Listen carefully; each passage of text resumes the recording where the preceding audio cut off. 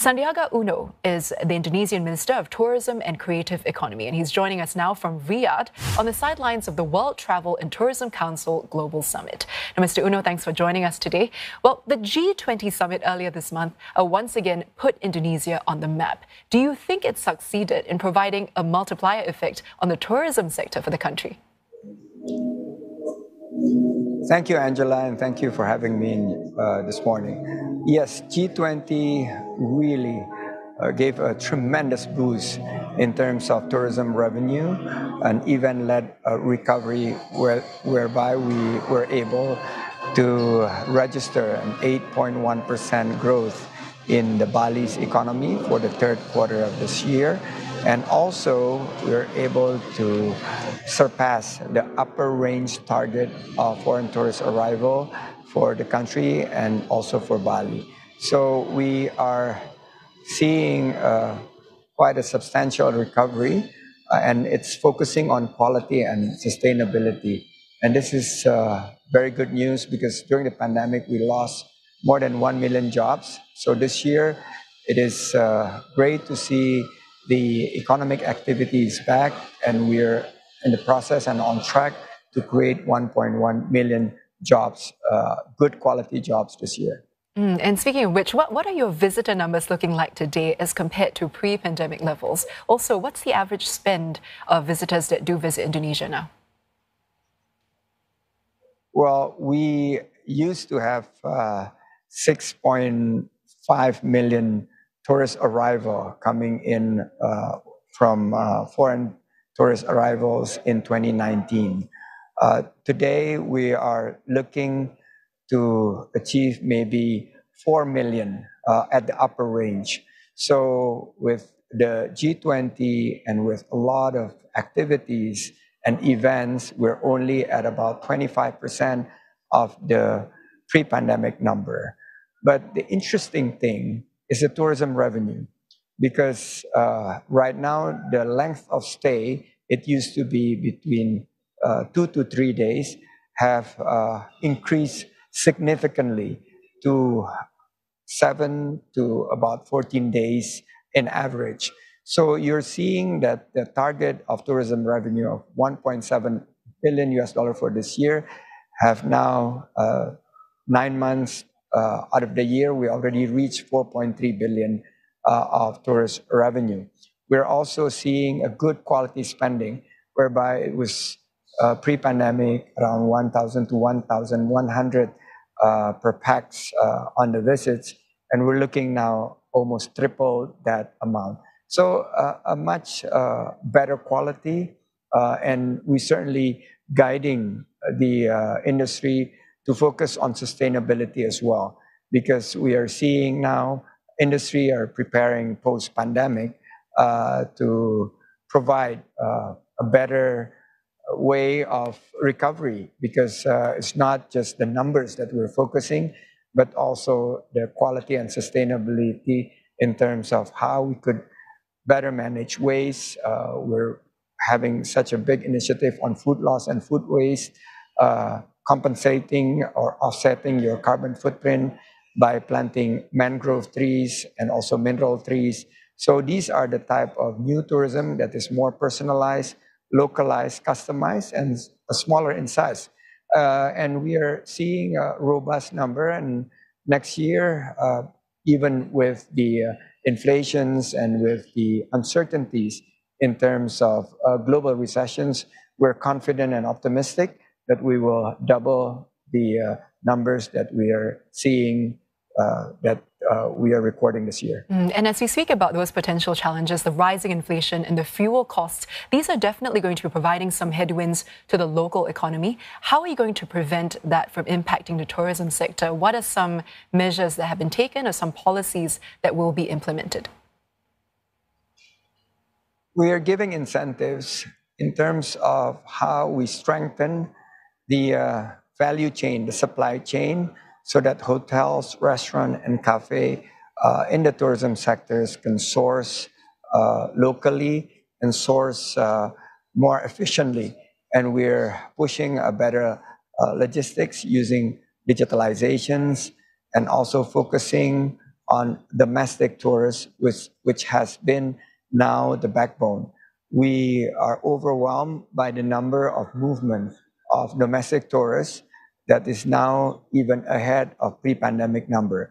We're trying to see the feasibility by the end of the year of reaching 800 million domestic tourist movement.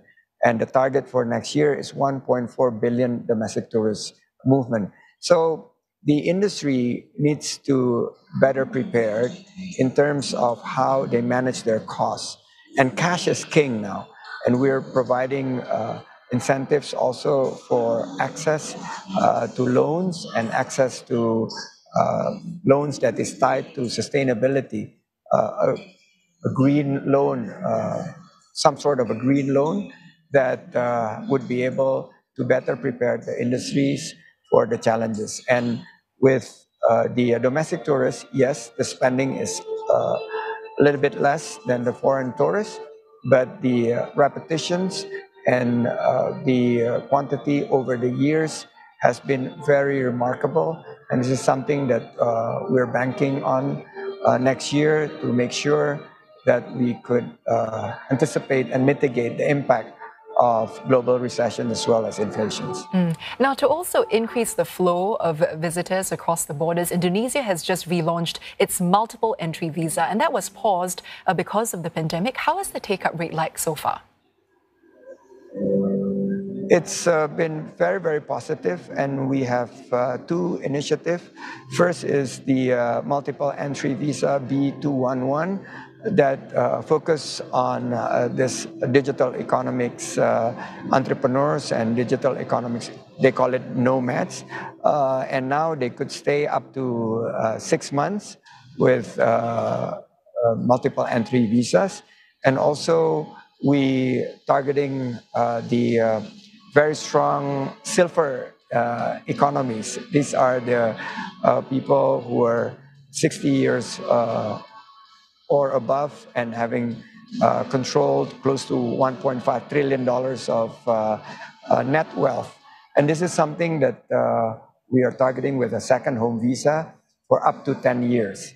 So these initiatives and a better focusing on electronic visas, we believe would provide seamless mobility, travel, and this is something that we would like to expand.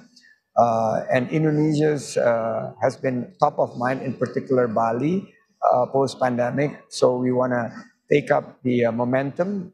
And from the G20 initiatives, whereby we show that the recovery, not only that we recover together and we recover stronger, but also we recover better with focusing on micro, small, medium enterprises, women and young generations in particular. And Indonesia's tourism development index by World Economic Forum has jumped 12 points, and we are now surpassing our neighbors, Malaysia, Thailand, and Vietnam, in terms of the World Economic Forum ranking. So we need to mobilize more efforts so that we could be more inclusive, creating better jobs. And in 2024, we're targeting 4.4 million better quality jobs to be created. And part of those jobs that are going to be created, there's also the idea of the digital nomad visa scheme, and that's actually been proposed more than a year ago. What's the holdup there, if you can tell us? We were making sure that the new policy would take all the inputs from the industry players, because we did not want to introduce a measures that is not well communicated and understood by the market. So we have been working with the likes of Airbnb and with the likes of digital giant companies in tourism and travel, such as Traveloka and Ticket.com, and they've provided some of the measures, and then we launched the B211 visas targeting on digital nomads. And the good thing is that we are opening up more collaborations, and the jobs that will be created will center on digitalizations and health, because now health is a primary concern. And the third is on sustainability.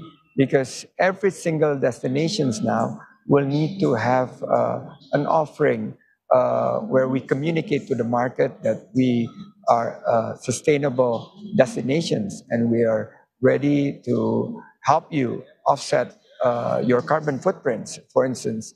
And we have programs to reduce the food loss and food waste with right now, the tourism industries contribute 8% to the carbon emissions, and we are the first countries in ASEAN that commits to Glasgow declarations to cut our carbon emissions by 50% to 4% in 2035 and completely going net zero by 2045.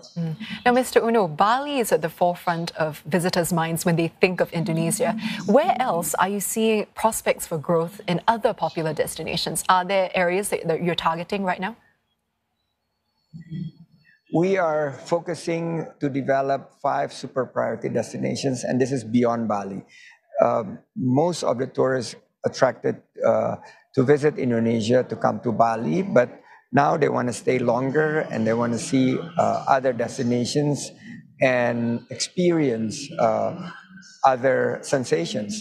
So we're not only focusing on sun, sea, and sand, the 3S that we have been so famous before, but we adding serenity, sustainability, and spirituality. And these 5 new super priority destinations is 1, Lake Toba in North Sumatra, Borobudur in Central Java, Mandalika in Lombok, West Nusa Tenggara, and Labuan Bajo, which is the home of the Komodo dragon in East Nusa Tenggara, and Likupang near Manado in North Sulawesi.